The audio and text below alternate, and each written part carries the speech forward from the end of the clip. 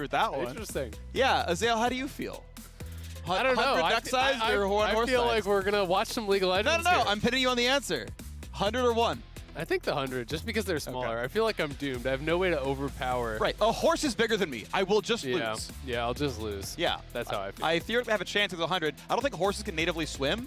So like a bunch of duck-sized horses, I just like jump into a pond and they're like circling around and we figure it out. Speaking of figuring things out, Champ Select has begun and we figured out that Callista, Karma, Thresh, and Nocturne have been banned. But we do see that Gwen is still available, Varus is still available, some of the kind of big ticket champions. Gwen going to be taken off the table on blue side, which is pretty surprising. EG must not feel comfortable to first pick that. There are some teams that are getting kind of more comfortable to just like ignore this champion, it feels like. Yeah. I do think it is still very, very strong, but you have to have a top laner who's really comfortable playing Flashless. It feels like almost everyone is going Ignite to have kill pressure, and that almost feels like you must do that, which really changes the dynamic of the lane. Senna going to be taken away, so Varus is up, Ezreal is up. Those are two of the really big picks still available. Pretty much every jungler you could imagine is available as well. Lee Sin would make sense here. I think it's good for Svenskeren, and I think Impact can play it. Jizuke is a madman. He'll play anything. So That's true. Anytime you have this available as a flex, I think it's really, really valuable. All right, Lee Sin has been grabbed. We'll see if it's the Bazooka himself or someone else grabbing that champion, but CLG's turn now as well. And I agree with your Gwen point, by the way. As you mentioned, we've seen several teams let the champion through. She's not 100% pick ban in almost any league in the world anyway, so clearly a lot of teams are okay leading her up. And it is nice to see, right? A champion's like, oh no, this is the best champion of the game. It's like, well, actually, she's really skillful, and she's really strong if you're good at her. But if you're not, she's not just like natively so overtuned that she's better than replacement. So, oh, okay, in a lot of cases, you leave it up. So, you know, generally fan of that. Probably still going to get nerfed at some point in time. Galio, Tristana locked in. Hey, all engaged champs so far in CLG. We're running it back. Yep, looking to be going in. I love the look from them yesterday. Actually, both these teams had fantastic games yesterday. CLG taking down 100 Thieves, that was huge. EG slapping up C9, if I'm recalling correctly. Both these teams really had aggressive games, really had strong performances. Smoothie in particular, I thought was incredible for CLG on the Recon. He was starting like everything out. Yes, I think Broxah had a great game on Vi, and that was kind of the focus because it's a new champion, and it was really cool. Yeah. Especially seeing Broxah kind of have that great statement game that he so desired after we saw his interview losing against Cloud9, was devastated there. But CLG really had no hesitation. They looked very good. Going to be excited to see what the pick here would be for the EG side. Flashing a lot of champions I would love to see Jizuke play. Not sure we're going to get them. Yeah. The Akali coming through. This is something that is becoming more and more highly prized. You know, especially in some of the other leagues, it's just like not losing. So people are starting to kind of feel like, okay, Akali is something that you can maybe hold down for a while, but can be very difficult to deal with later on. I will say that Galio is fantastic into Akali. You know, the ult, not only giving the magic shield, but the AoE taunt handles Shroud so incredibly well. It's so difficult to actually dodge that taunt coming through. Vi again, they're running it back. I love it. Now, do EG ban away things like the Recon, the secondary engages here? Because I do think that was such a key component of their success yesterday. Of course, there are more than just Recon. You can look towards Alistar, you can look towards Nautilus, and some of these style of champions, but I'll be interested to see where they want to target because CLG was so effective with the hardcore dive yesterday. And banning out Ezreal makes a lot of sense here. You know, deny what is kind of the safest marksman. A lot of people, when you think of like self-peel marksman, you think of Triss, and you think of Ezreal. Triss is taken away. Ezreal is banned out. Yeah. There are other champions you can go to that are like relatively safe. I'm partial to Xayah a lot. Yeah, the ulti I think is great, especially when it's multiple melee champions diving in. You ult, you have the feathers to pull through. Root after that, I think that would be a great choice, but they may be concerned about other picks instead. All right, Connor Doyle, Artemis, the man on your screen. What do you think is coming through the end of this one? Renekton banned away, waiting for CLG's final ban, drop one more off.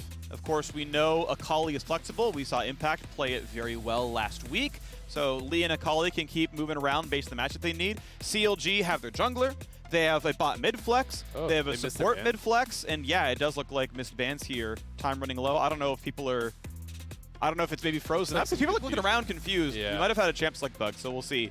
not getting the rest of the CLG band side. So maybe we have something going on. Wait to hear. Yeah, you can see the refs talking right there. Yeah. He's probably talking back to production or to the league ops people, trying to figure out exactly what did happen there, if it will be continuing forward or not. Either way, probably going to be a reset now that the champion select did drop away. I assume that we will be getting back a run back, but not always the case, so we will let you know as soon as we find out any additional information. But I like the idea from CLG. You know, they had what was probably their best game of the split yesterday, you know, taking down, actually crushing 100 Thieves, who most people are pointing to as the best team in the league currently. Sure. You know, they're your pick for champions. So I think it makes sense. If it ain't broke, don't fix it, especially when you're a team that is struggling. I am always really, really a big supporter of simple styles, of playing something that has simple win conditions. You know, in the past, I talked about this a lot. Multiple forms of engage, front-to-back team fighting, you know, strong lanes, just like simple basics, play League of Legends, look to fight at dragons, and try to win the game, right? Right. When you are a team that is near the bottom of the table, generally you don't play the map as well. You don't make complex decisions as well. And you need to kind of simplify things at times. And I do think that hard engage is such a clear way to play, right? You have Vi, you had Rakan, you have Galio. Guess what you're going to do? You're going to dive on the carry, you're going to all press your R button, and you're going to fight, right? And it's going to be great. And these players are more than proficient to be able to do those sort of styles. And a lot of times, these teams, even towards the bottom of the table, can actually have, like, you know, very good mechanics, can have team fights that are pretty good, but it's the setups that they struggle with. It's finding the right situations, when and where to engage, you know, how to group, you know, when to group, these types of situations that they really do struggle with. And a comp like this just simplifies that. It does, and we'll see if they can have the sort of same level of performance they had yesterday against 100 Thieves. I mean, EG should be a team that is beatable, but at the same time, at EG's highs, they look among the very best teams in the league. Yeah. Like if you take half of the EG footage, you're like, this is a championship caliber team. If you take the other half of the footage on EG, you're like, this is the worst team in the league. And obviously they sit here somewhere in the middle at 13 and 12, which makes sense because you take the best half of the worst half and you're ended up something in the middle. But it's just like, which side are we going to get from EG every time? I mean, CLG has shown us some of the worst play in the league and some of the very best, where they you know, almost perfect at 100 Thieves, right? They dropped 2 kills the entire time, or 2 turrets. Like it was like, you know, very, very little they give up the entire time. And so it's like it's another situation where it's like, look, these teams have such highs and such lows, and I would just love to see them get on that half of it. Yeah, and at least for EG, I think their highs are much more consistent than CLG, and as a result, they're much higher up in the standings. 13 versus like 7, yeah. Yep. So the information I have been given is that some players were disconnecting on the stage, so they are going to be remaking Champ Select. Hopefully we'll be able to get into that pretty quickly. Players are going to be trying to reconnect, and we'll see if we can get that moving along. One thing I will say is that EG loves to fight, and CLG going for a hard engage comp doesn't exactly run against what EG wants to do. You know, they're down to scrap. Yeah, of course. Oftentimes it's just okay, down to scrap a little bit too much. The team sometimes really going a bit crazy. But if you just draft similar kind of win cons on the side of EG, you know, they have generally been the more consistent team as far as the 5v5s.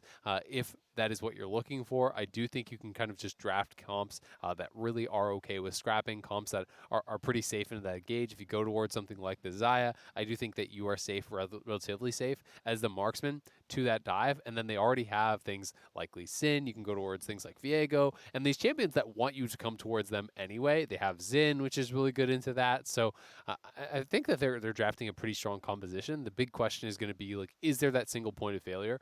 Are they drafting a marksman or a carry that is really going to be an easy target for CLG? Because if you don't give them that easy target, sometimes these kind of more one-dimensional comps can fall apart. Yes, they can. So, curious to see if they're going to be defensible here. Like a Morgana, I think, fits really well in this kind of lineup, for example. We had seen Lulu hovered earlier as well. I think Enchanters can really fit against engaged teams, as long as the Enchanter's not the one getting hit. We are getting ourselves back into Champion Select. I believe... I'm not certain, but I believe they can run back the exact same draft, and in fact, will be doing so. I've been confirmed that's what's happening. So same bands, same order. Great. We will wait until bands, I guess, 9 and 10 will tell us what the unique part of this game is. And then we'll start the play-by-play up yet again. Yep, exactly. So just waiting through these first couple picks. As you say, it was the last ban for each team where there was that issue. And thankfully, nothing was actually shown. Like, no hand was really kind of shown beyond what the other team did. They both showed the same amount of picks, same amount of bans. So, thankfully, don't have to fully throw the picks and bans out. I'm actually really excited for this. So, It is going to be the Akali, the Xin, the Lee Sin. For me, I'm really most worried about the Akali. If it is a heavy CC comp, Galio can just be so difficult to actually deal with there.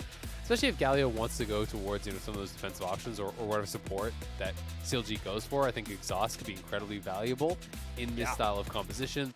You're almost always going to get great value when you look at the 3 EG champs. Just exhaust any one of them pretty much, and it's going to be quite effective. So we are back to this point, and it is going to be a Varus. So they are worried. That tells me about like a Varus TK, that sort of style. And they did actually slap that down against 100 Thieves. That was exactly what FBI was playing, but maybe they feel that it is less repeatable. Now on EG's side, will they deny the Recon, which is what CLG used to such great effect yesterday? Or are they going to focus more on some of these solo lane picks? And it will be the GP, which I think also works. Oh, let's go! Let's go! Kled. Kled for Finn. This is what made me a fan of this guy originally when he was in Europe. He was one of the only pros that was really playing much Kled. So he is very proficient on this. It's going to go to him. I would be shocked if it goes to Pobelter. Should be that Kled. This is that extra form of engage. He's also a very strong laner, great into Lee Sin, by the way. When you do get that second part of your hook, the bear trap on a rope, you pull him in, it applies the healing debuff. It makes it actually very difficult for Lee Sin in a lot of cases to take those extended fights. You do have to be careful about getting poked off your mount by the E, because then you will get executed likely before you can remount. But Kled is such a great snowball champion. Additional way in for the team. It is the Recon. So the Kled ult is going to come out. That is going to give all the additional move speed to Recon, which makes the entrance even easier. Vi piling on top. Galio piling on top. This is even more go in than the comp from yesterday. But the Xayah pick that we had talked about, you called that out as a great defensive option. I am totally on board. I think that is one that maybe was overlooked a little bit by CLG. It is probably one of, if not the best champs into this style of team, right? When that engage comes in, you time the ultimate right, the feathers come out, you are kiting back, Rel is there with the counter engage, because guess what happens when 4 champions that are all melee look to engage? They stack up. You get CC'd up by the Rel, the feathers get pulled through after, and that is the angle that EG is looking for. Of course, if you fail that timing, if you use the ulti too early or too late, you're going to get locked up, you're going to get burst down, and the composition can definitely fall apart at that point. So CLG, clear win conditions. We'll see if they can execute 2 days in a row.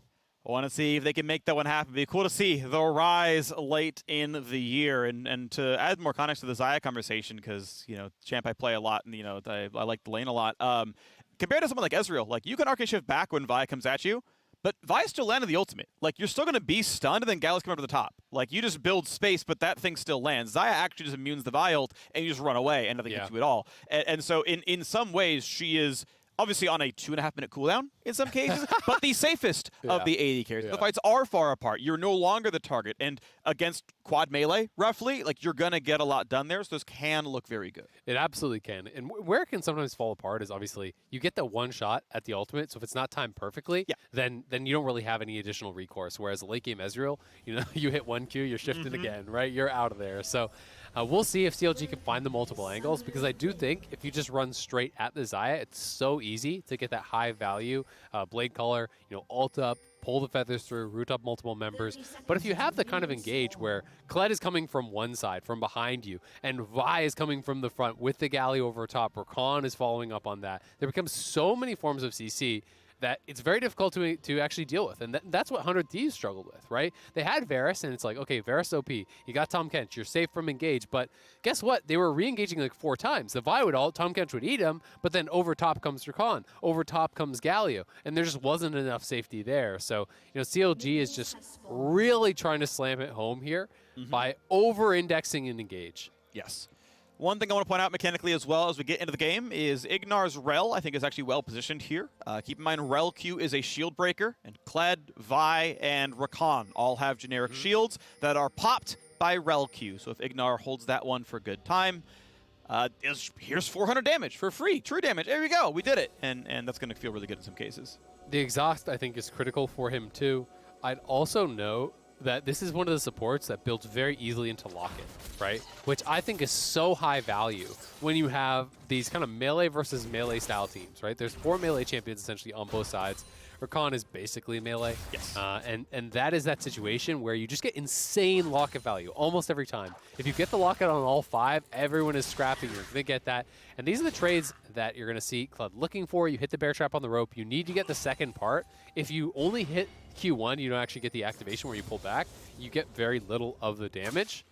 You'll also see a lot of Kled players play really aggressively as they're approaching level 2 because they want to fight before there is the chance of actually getting burst down. You want to fight at the early levels, get a remount, trade heavily, and you can see he's willing to do that. So likely what he'll do is you can watch his skill points. He actually won't skill up anything, and then when he gets the scrap with Lee Sin, he'll immediately skill up his W, which essentially gives you a one-time instant activation, and he's looking for the instant remount. Auto. Last bonk. Yep, got it. Okay, there we go. And this fight's not going to be easy. Impact dismounts. He flashed over the Q. Oh! No! He predicted him to flash. He didn't. And Finn, no! He throws away the first blood. Ah, that hurts so much. Kled is such a snowball champion. He played it all perfectly and then missed the Q there. Holding onto the W, getting the remount. When Impact took that, I thought that was for sure first blood for Finn because those are the situations that if you die now, actually just Ultra 4. Oh no, he's going to be slowed. Svenskeren can land the W. Does not. Okay, gets just enough distance that the Xin Zhao gank doesn't come through. But the wave is doomed. You're actually so screwed now. And now he gets dismounted, you back up. You know that Svenskeren could still be here, and your game is now not fun forever as the Kled because you died solo. Jungler came top right after the TP. The wave is frozen. And we got to watch this one more time. When you take that in, he lands the Q. I think this is for sure over. Oh, yeah, it's the flash forward. I'm not sure if he was looking to anticipate the flash from Impact or he was trying to flash point blank and get that Q where you do it from exactly melee range, and even if he flashes, you still probably hit. Either way, Finn going for the big play there does miscalculate, unfortunately for him, gives over first blood. Impact gets a great buy. He gets nothing. The wave is frozen on him, so you got no farm. You're going to be down in CS, and this is a champion that has to play aggressive, right? You got to be fighting and scrapping and looking for remounts, and when you're behind, you just die before you remount, and that's the biggest problem. All right, gets the yoink back, gets all 4 attacks, doesn't feel too bad. Impact does not want to jump back into a stacked minion wave. He would lose the trade. Q is just not going to be enough damage for a rank 1. So it will allow the wave to push in. Look of course, at the farm. Yep, Xin Zhao has to go and get his stuff. Yes, obviously the farm looks really horrible. Nice root comes through. Damage on a wild turtle. Smoothie not going to find any Q healing just yet. Nice sidestep there by Ignar, and they continue fighting the bottom side. Knockup going to be found here. The taunt as well. Pretty good damage. Q and an auto and Jizuka. Going to have to walk away from POB. Yep, sent running there. Let's see how much this farm Impact can get. He's got about a full wave to that turret shot. He takes Q follow. In E almost kills him. It's close. The Q backwards, the flash away. He rebounds. Let's go. Finn gets vindication. Jizuka, he can win this. You're level 5 Akali. That's not too deadly. Here comes Galio. Does he have the taunt? Does he have the taunt? He's gonna follow. He's gonna have the backwards E. The clap down. Finn sets it up. Belter knocks it down. CLG are back. It is madness in the top lane, freak, and that is where Kled will thrive. He gets the remount this time. Impact thinking he would be able to burst him down, and honestly, I thought he was going to be able to too when he hit that Q, but the Kled gets the remount. Pobelter TP's back in, and he's able to arrive as well. So let's watch this one more time. When the turret does actually land that shot, you think he's going in for sure, but the Q back there and just didn't quite have enough damage. You know, the execute damage wasn't there. Finn kites back towards his minions. The minion damage helped a lot. He gets the autos in, lands the Q. Jizuke then flashing out after the shuriken flip, trying to create as much distance as possible, but just a clean combo there from Pobelter. TP's in, gets a solo kill, flashes out. It's a mid lane solo kill, but it's in top lane. Yeah, it's nice. So all right, we gotta take stock of what's happening top lane, because keep in mind, is happening. Those champions are both 1-1-0, and it's still a 16 CS lead for Impact. In my mind, it feels like Finn's winning. He's objectively not. Yeah. So let's keep that one in check, but it's exciting regardless. And he's got more to farm, so it's not as doomed as it was. It was nearly 30 CS to like 12, right? So it was a lot worse. He got a kill back, and now you have some hope, right? Of course, you have to be very careful, especially post 6. It's much easier to execute a Kled before he gets the remount there, especially if you get poked down. So we'll see how this does play out. Impact may start to play this a little bit more defensive. Finn is level 6 as well, but of course your ultimate is more about the utility and less about the combat. You do get the miniature shield. When you ult in, you can try to use that to actually interrupt certain animations and things like that. But generally speaking, you get a lot more out of the combat ability of your ultimate as Lee Sin. All right, well, both junglers have been quietly farming. Both bot lane has been quietly farming. They've been chilling, just playing League of Legends for the most part. And all the solo laners getting all the fun in this game, but equal farm for the Xin Zhao and the Vi.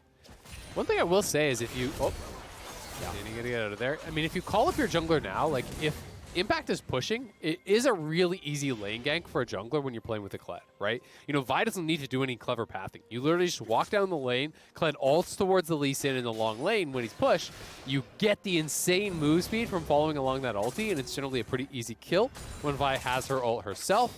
So Impact gonna have to be really careful about the overpush. But of course, you are worried about Xin being there, right? If you hard commit into that and Svenskeren is there, maybe the Kled gets burst down before Broxah can really get involved. Alrighty, Finn gets to kill a control ward.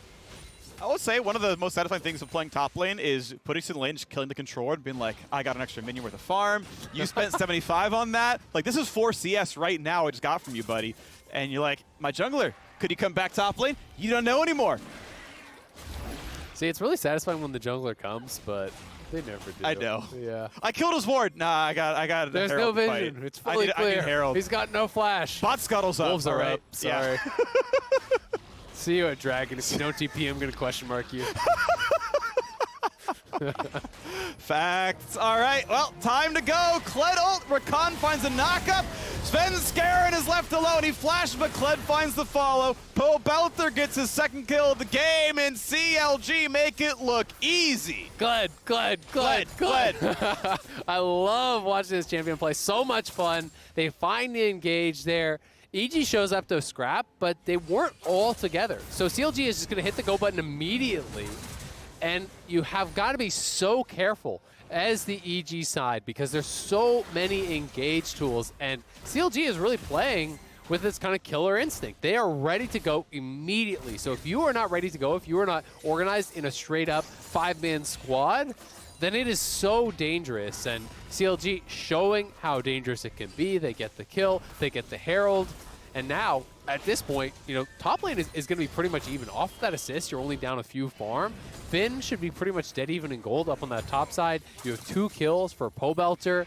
You know, bot lane is actually ahead as well. And you've still got the Herald here to be dropped. So if Broxah could get a kill into a Herald and grab a tower, this game is starting to get really, really dangerous for EG. You know, it is a 1,000 gold lead now, but if they can extend that to around 2K with a kill in a tower, that would be huge for CLG. Ignar sees the Galio, says, I can't go for that ward anymore. If he's in the brush, I'm dead. So never know if Rakan's there either. But it's going to be gold handed to Wild Turtle. He got the first plate by himself. He will guaranteed share in the next couple. So that's 320 gold toward Wild Turtle. Doesn't need to walk up, but obviously he can. But he had touched it recently, so, you know, the range wasn't going to be important there. Bot lane turret, though, dangerously low. That's an important thing to look at. CLG already got the first dragon. They're looking good. Unlucky, you missed the cannon. Whatever. Moving on. Put it up. Yep. Let's put it vote. Yeah. Get me out. Someone DC so I can vote at 12 instead of 15. All right, I just need that. I need to get outs faster.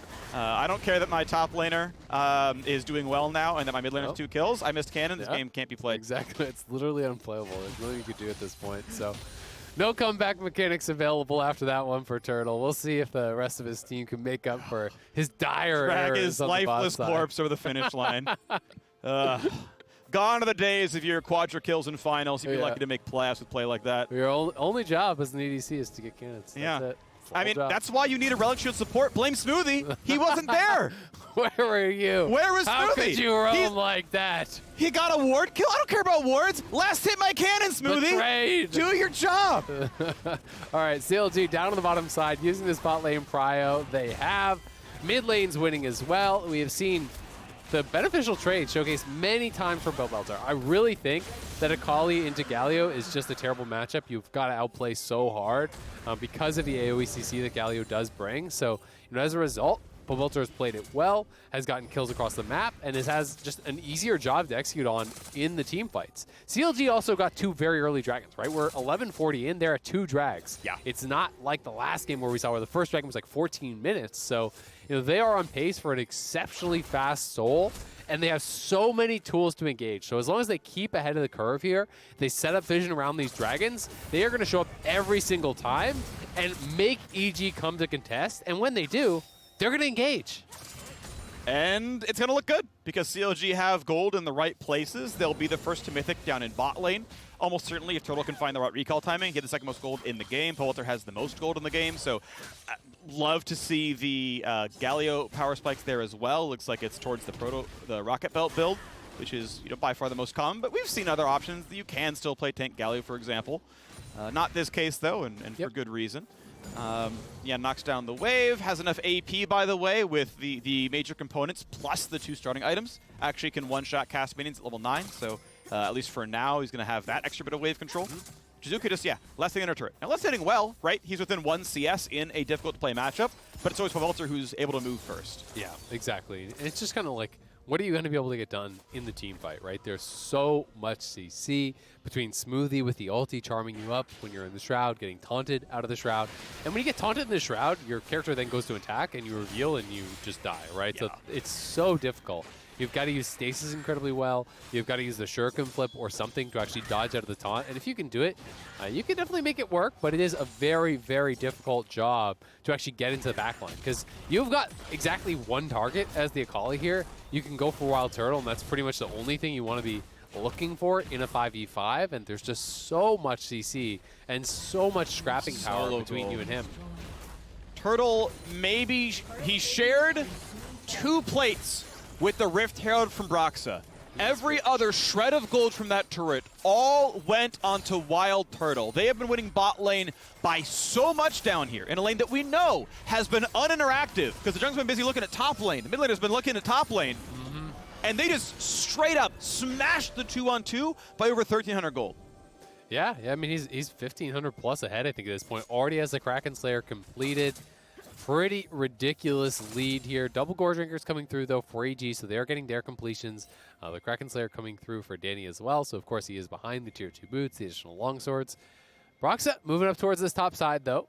The Herald will be up again here relatively soon, but still got some time, and I think he's more looking to find a play as you have Smoothie up here also. See if he can get into jungle, find anyone in rotation, maybe find the jungler to actually look for.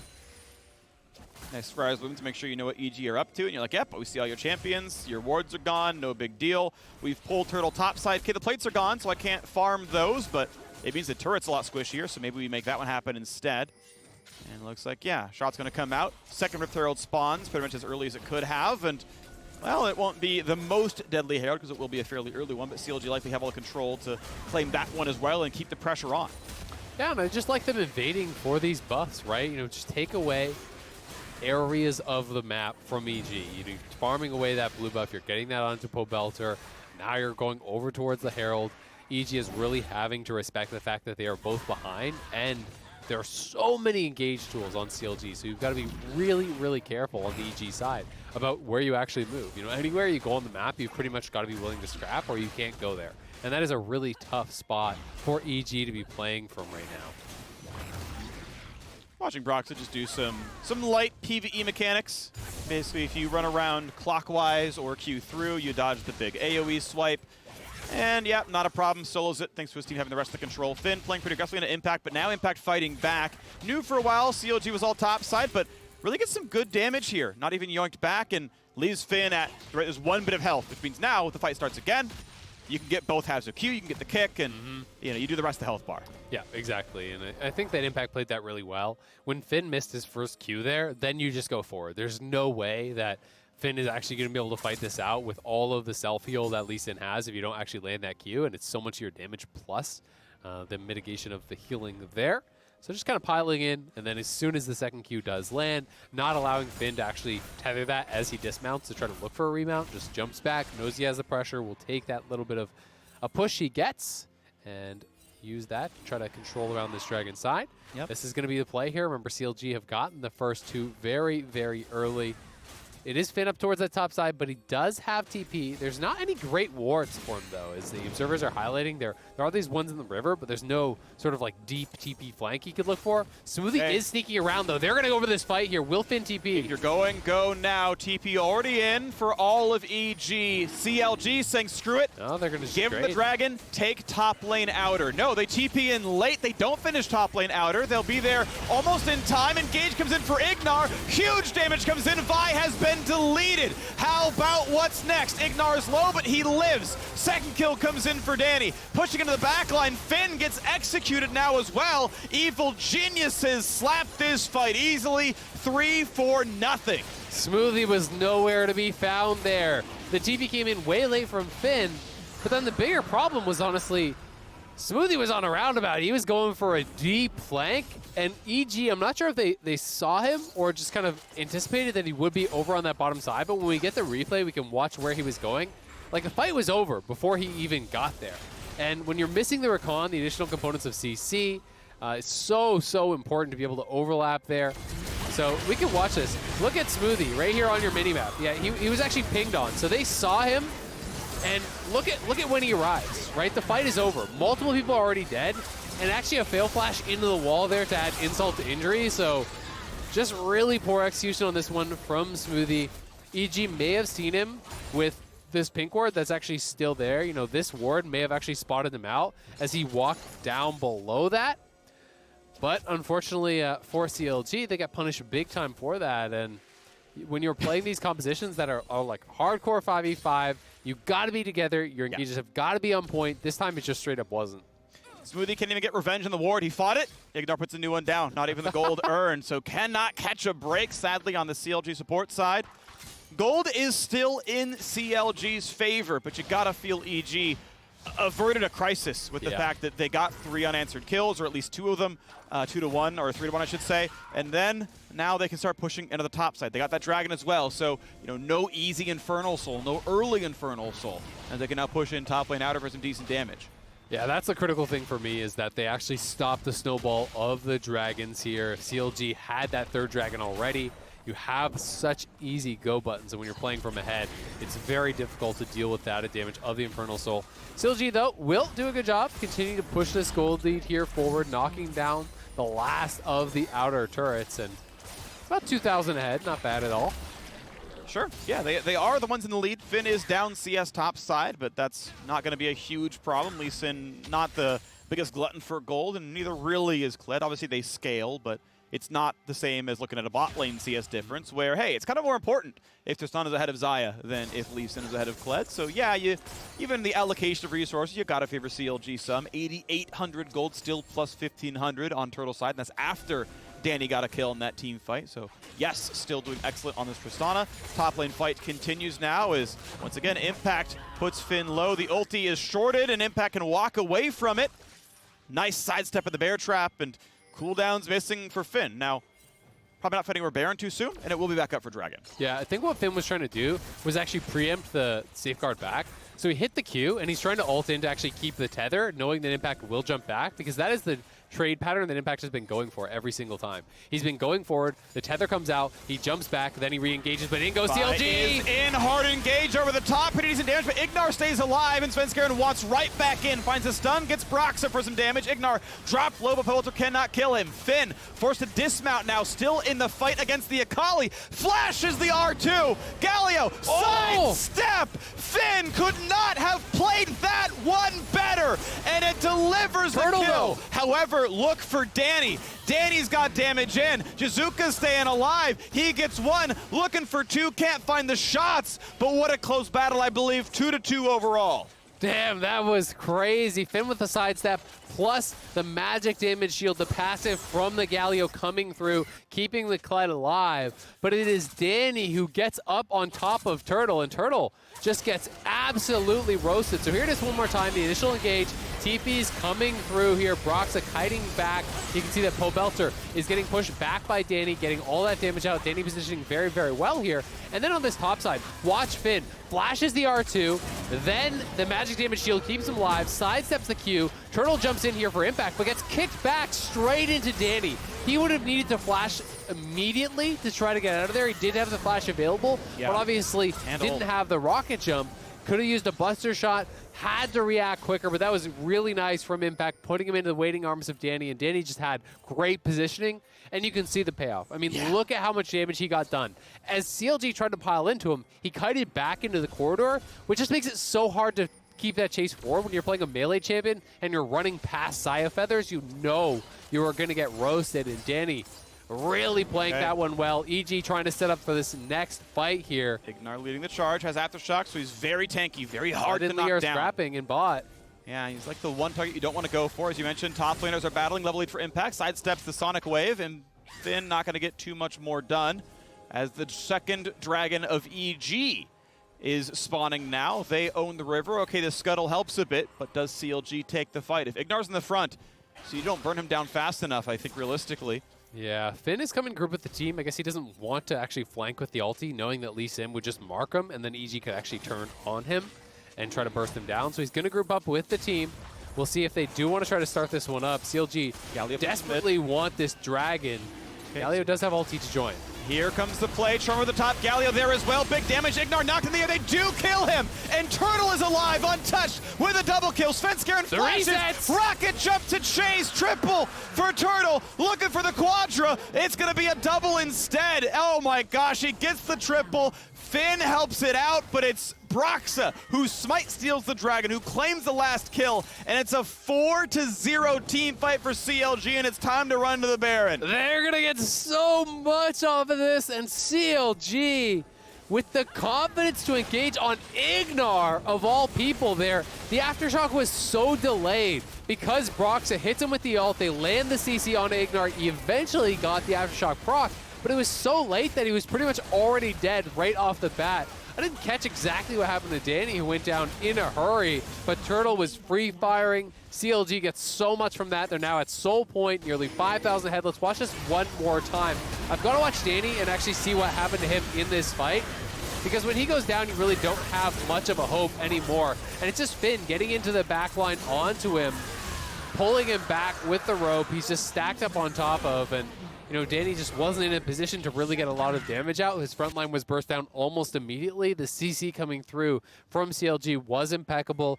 Vi goes in, you lock him up with the Galio to follow up, and Danny just really couldn't return fire there, while Turtle was going nuts. He was free-firing that entire fight, getting maximum value, even able to follow Svenskeren over the wall, killing off the jungler, secures the Baron for yourselves, and now the Tristana is so ahead. I mean, that's a full IE done. More than 2,000 gold up on Danny, and this Tristana is going to be impossible to deal with. If you cannot get that back line, somehow kick him in or do something, Turtle's just going to shred your front line. He is, and he's been doing so pretty nicely. Love this build. It's, you know, the highest damage build you can realistically do for Tristana. He's ahead of the curve. The only armor items bought are up-plated steel caps and a cloth armor. I guess there's 2 steel caps now. Sinja has one, but like, yep, this is the build. If you're ahead of the curve, love it. You know, dodge Lord Dominic's, buy that one later if at all. Just make sure all of your target selection is going to look good. And he's playing it safely though. Right now, he doesn't have the real control to go for any more than pushing in the wave slowly. And I really like the build from Pobelter, actually. You know, the fact that Pobelter goes for Zhonya's second, it's about playmaking, then picks up the Oblivion Orb. It's not about maximizing your damage here, right? It's about mitigating your opponent's options, and I think his build does that well. He can throw himself into the back line, zone Danny out, then if Danny is looking for the Blade Caller there, you pop the Zhonyas, you buy time, he still can't try to fight past you, and the Oblivion Orb to actually help deal with that 3-man kind of squad on the front line of the Akali, the Lee Sin, and the Xin, who all have a fair bit of healing there. Riftmaker, double Gore Drinker, Oblivion Orb is going to get a lot of value. And mid lane now under fire. Wherever Turtle goes, turrets fall. I believe he's been the core component of all 5 turret kills for CLG at this point in the game. Remains very rich. It still is ultimately going to rely on him. He is the primary damage source. Divine Sunderer into Randuin's Omen. It is going tank here for Broxa, as you mentioned. Zhonya second. We're going tanky for Pobelter. Finn, you know, down farm, lowest CS of any laner on any team, rivaling that of junglers. He is not the primary threat either. He can solo Danny. You know, class-wise, yeah, he's going to be good into Azaya. But it is about Wild Turtle every time in these fights. Absolutely. And likewise, it's really about Danny on the other side. Despite the fact that he is very far behind, he has got to have a great fight to come back, right? And he's working towards Lord Dominic's. Once he gets that, that is going to help him a lot. There's a fair bit of armor on the other side when you're looking at the Randuins on Brox, who is kind of that front line of the Zonias as well. Some steel caps coming through. But I mean, if they can hold on, oh, Ignar are going to get picked. Hey, he's going to be knocked into the air. That's an easy target from Vi. Yeah, it's easy. Good job, Broxo, to set it up. Good job, Wild Turtle, to get the gold claim 6-1-1. And it's time for bottom lane now. Hey, Jizuka, out you go. I mean, the prayer for EG is you just turtle up, you farm up on the Xayah, you get to IE. And if you can get to IE plus your Lord Doms, then you can really shred through these people. But that is so far away. You know, he is got to get a ridiculous amount of gold in these next minutes to try to even get there realistically. And CLG are not going to give him time, right? They're going to force you to fight at the Infernal Soul point here. That is in 40 seconds. So at best, you maybe farm up an elixir or something like that. You try to maximize your damage for this fight, and you hope you can have that perfect setup, because for now, it is all CLG vision. You know, you look at the mini-map here, and it is just this line across the map. You know, this is all CLG area. There's really nothing out there for EG, and they're going to try to move into this darkness, but you know there are so many engage options for CLG Dragon Soul. that it's tough to face check. But you can't give Dragon Soul away. It gets worse from here. You Absolutely. don't have better options than trying, so try they will. It's still going to be tough, though. Evil geniuses walk their way in. Impact going to play on the side. Doesn't find anyone in Tribrush with the Sonic Wave. They're going to start Dragon. Broxo's waiting, though. Here comes Sven. He's going to find Svenskeren. Knockup comes in. Ignar gets deleted. A kickback nearly kills Smithy, but not just yet. The front lines, how long do they even last? The knockup of the Turtle doesn't matter. Stopwatch buys some time. He waits for the kill, and he finds the kill. Flash out for the front line. Turtle's in. Jumps right in, then he finds that next kill. Danny's days are numbered, and Danny's gonna die. A TP goes to the bottom lane. Finn trying to get everything all at once. Can Smoothie stop the recall? He will. Jizuka gonna jump away and stay alive. But look, there's only 2 members of EG alive, or really even just one with Jizuka. The respawns are coming in soon. But meanwhile, the bottom inhibitor, that's being attacked. The TP out. That's gonna be stopped. TP is burned, and they've got to wait for the respawns now. 10 seconds the minimum. Oh. Yeah, the kill comes in. Maybe more than Smoothie had to do. But still, Dragon Soul is on, and the bottom inhibitor is dead, and Baron's up in 40 seconds. Man, I am so impressed with the target selection here from CLG. Just actually recognizing that they are ahead enough that they can just kill Ignar before he can engage. And without the Ignar engage to set things up, EG doesn't really have any ability to make things happen in this fight. They're counting on this AoE CC, and Ignar is just getting roasted. I mean, it normally would feel kind of troll to actually be vi-ulting the support past the carry, but look at this. Look how fast he dies. Wild Turtle jumps in on his head. The CC is there to follow up from Smoothie, and they're just instantaneously killing off the Rel to start every single fight. The front line dies, everything goes into disarray, and Turtle, as a result, is unchecked. He's able to jump forward, find multiple kills in these fights, and CLG are playing with no fear. You have got to love it if you're watching this as a CLG fan. Back-to-back days, they're having really great games here. They have the Soul, they have the Bear, they're 8K ahead, and they're looking for blood. Jizuka is going to be found. Oh, that doesn't get vision. Okay, doesn't track a Fog of War champ, or held off to the side long enough that he wasn't going to be in the target selection, so is able to live. Good job with the ulti to get even farther out, but now it's just wave clear. It's slowly trying to get a bit more gold and hope and pray that you win a tower dive. Yeah, I mean, it's going to be so tough from this position. Bad goes to worse as Turtle now. That key target has a stopwatch even. The death cap's almost done for Pobelter. They are getting so far ahead here, and they are looking to threaten. Pobelter's pushing in mid, but he has the ulti to join, and will be able to do so very easily. Once that mid wave gets to that turret, things get really hard for EG because you have to ping pong back and forth. The problem is that the waves are not actually synced up right now. You know, if you look at the minimap here, you know, this wave is about here. The next wave is coming in here. So they really need to try to slow push and actually sync up these waves so they're crashing at the same time. And that is where EG cannot actually answer on both sides. And that is why, look at CLG, they're not even autoing these minions. They're only letting their minions in the top side push themselves while Pobelter shoves mid as fast as possible. And Impact might just be caught out, kicks Here back, but that's Vi in range. That's Impact living, take it, take the Q, nearly kills him. Can keep going, but the Gore Drinker keeps Impact healthy enough if there's no further punishment. Still, though, the health bars get low. But top, not going fast enough. Finn attacking it down, mid being pushed in, but mid's out of minions. So EG will continue to hold the line. And credit to Impact, though he does give up the flash, he actually stopped them from syncing up those waves, right? And that does make things a lot easier for them to defend, but now Smoothie on the wraparound. They have a wave in bot, they have the wave in mid, so the inhibitor will be theirs. At the very least, the inhibitor tower. The Baron buff still has a minute left on it, so I do want to see them try to push forward and knock down an inhibitor here, but Galio will return. He has the death cap. Okay, this is probably signaling they're really trying to push the game through. Smoothie actually the one helping bot Triple to push waves. in. Yes, top manicured properly here as well. So bot will threaten the Nexus. Top's going to threaten the inhibitor turret.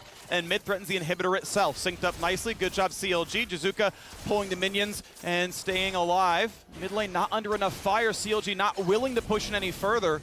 Any farther as the feathers are on the ground and they're afraid of Blade Caller. Turtle only puts in a couple of autos. Shrelia's pop. Smoothie wants to go in, finds the charm, finds a knockup. Ignar dives in. Big damage on a Broxa and Vi is gone. Stun comes across, but Relish traded back out. Danny barely alive, running away. Gonna stay up though, as Svenskeren is low. Blade Caller finds not a whole lot. Sin Zhao drops the chase in for Finn. That's gonna be an easy fight onto Danny at the very end and knocks him down. So now it's suddenly just Jizuka against the world, and you can't get a whole lot done. The ace comes through, and CLG win that fight 5-1.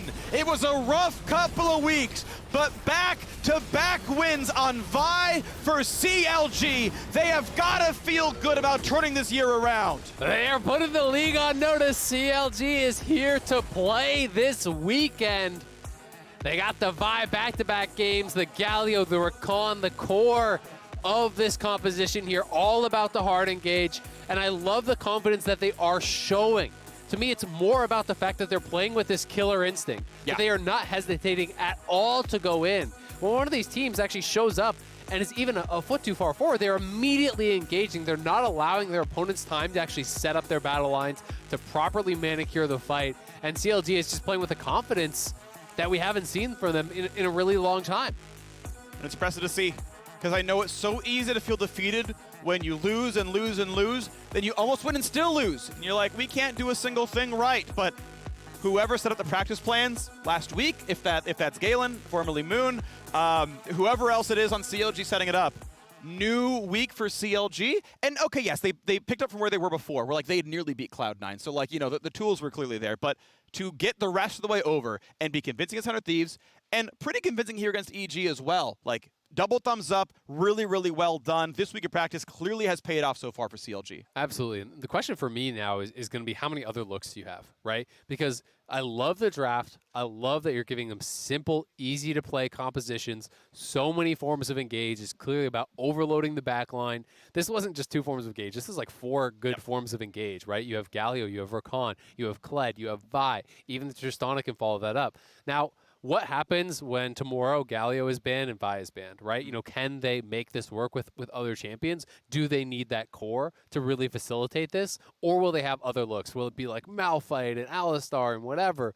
Because right now, I think this looks amazing, but I also think that because the success has been so tightly tied to this core 3 champions of Vi, Galio, and Rakan, I still need to see what they can give us once that's taken away. Right. What happens when on, you know, your first draft on red side, you just take Galio support and you're like, cool, we took one from you and we have a good counter engage champ, so when you dive in, so we can just kill the Vi every time. And now it's looked like CLG. And hey, we'll have to see, right? Yep. So that's going to be up for the teams to do their prep work, to actually look at the tape and be like, okay, look, we actually need to counter-strat CLG. Because before, like, they kind of looked like a free win, right? They had the least wins in the league. Like, at least Golden Guardians were starting to turn it around like a little bit earlier. Like, they were 3-4 heading into the day. But CLG now are a real threat. And you've now got to do your homework against CLG. You've got to have the draft plan actually ready to go and take them seriously, because they are taking down serious teams at this point in time. So I am glad that the league is certainly more competitive. I am very, very happy that CLG are on the upswing. I'm glad they have their own style. I mean, that's a huge fun thing as well. I mean, Broxa has always been a delight to listen to and watch play. I'm glad he's found a champ pool that he likes, right? Where he's on like Lee Sin and Vi and stuff, and those champs all look good for him, because no one else really plays Lee Sin jungle, not much, and no one plays Vi. So like super awesome for like that innovation as well. Absolutely. And I'm also going to be so interested to see not only what teams do against them, but like how this shapes the meta in the rest of the league, right? Because I think very clearly this is a strong composition. It is. The fact that it has actually worked against a lot of the marksmen that are considered like the safest pairings. It worked against the Tom Kedge with the Varus. It worked here against the Xayah. You can argue that the teams didn't play perfectly against them, sure, but it also forces mistakes because you have so many engage options and it's so fast and furious that like even if other teams don't want to make this their whole identity, being able to mix in compositions like this is so valuable for a lot of teams that are trying these types of things. Like you look at a TSM who is trying some of these hard engage comps for Melee, and a lot of other teams in the league are doing it too. Yeah. For all of those teams, mix this in every once in a while. That is tough to play against. Right. You look at the draft, the first 2 picks were Tristana, Galio. A lot of comps can start with Tristana, Galio, and it's like, oh, by the way, Vi on 3, and then if there's an Ocean for top and support afterwards, like that is always a draft you can flex into. So curious a lot for what the future is for CLG and other teams around the league. Now we are joining the Tigers on stage with Powelter for the Verizon post-game interview. Thank you so much, Freak. Got to talk to Powelter after that game. We just heard so much talk from Azael about the composition that you brought through, another Vi and Friends comp. Were you surprised at all that you were able to run it back to a degree today? Yeah, we thought after having such a good game on it yesterday that they might leave it open and feel confident playing it against it, or they might ban it out. We were prepared for both situations, but we were able to pull it out again, and I'm happy that we were able to succeed again on it. Yeah, another phrase that was thrown around by the casters too, and being able to succeed was killer instinct. CLG looked like you were always trying to gun for the play. How much of that is setting yourself up with a comp that is perfectly equipped for team fighting compared to just the mentality you have right now? I think part of it was the team comp. We have a lot of forms of engage. You know, Galio, Kled are great at engaging. So is Vi, so is Rakan. I think besides the comp, though, I think we were just feeling a lot more confident in ourselves. I think in the past 2 weeks, we weren't doing that well because we were actually doubting ourselves a lot when we had favorable situations in the game. So I think it's partially the comp, but also partially us being able to recognize those moments better in the game. Well, let's talk about your Galio play, because of that, you have been named player of the game here today, and you're saying how you're feeling so much more confident as a team. Tell me about how confident you're feeling in this pick performance. Yeah, I feel a lot better, a lot happier now that we were able to get 2 wins. I was feeling like super pressured, especially after last week, because I felt like I was playing pretty poorly. You know, we had a bad spring split, and we started out summer pretty poorly, so I was like, you know, damn, it sucks. Like, it really sucks to be losing. Yeah, I think these wins are really important for us.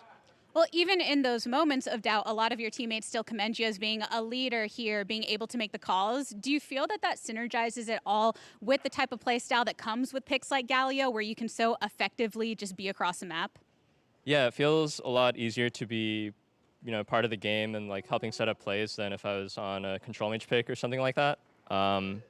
Yeah, it feels really good in the game right now. The game is just flowing very well right now. I don't think there's really one leader or anything, but we're just all moving in sync. Well, you as a team in sync have set yourself up for the potential of a 3-0 week. Dignitas is your next opponent. Thoughts on that matchup? Well, they subbed out their jungler for Acadian, and as far as I know, they don't have too much practice with him yet, but I'm not sure. It's best of ones. Anything can happen. All right, Powelter, thank you so much for stopping by. Best of luck to you and the rest of the CLG fans out there supporting you. We are speaking of Dig, and on the other side, we will get into the matchup between Dig and TSM. Stay tuned for that, friends.